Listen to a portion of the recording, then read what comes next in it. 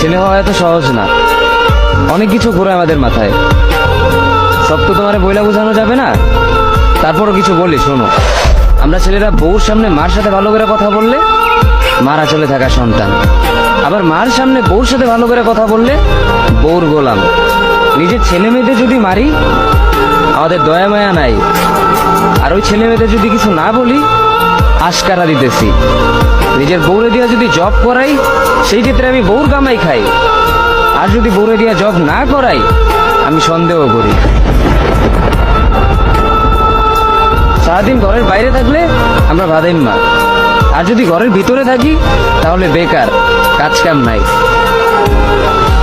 আর এই তোমাদের মেয়েদের গায়ে যদি আমরা ভুলেও টাচ করি না আমরা নির্যাতক, আর যদি তোমরা মেয়েরা আমাদের গায়ে হাত তুলো আমরা কাপুরুষ। আর একটা ছেলে কি ব্যাপারে পুরো লাইফে নিজের জন্য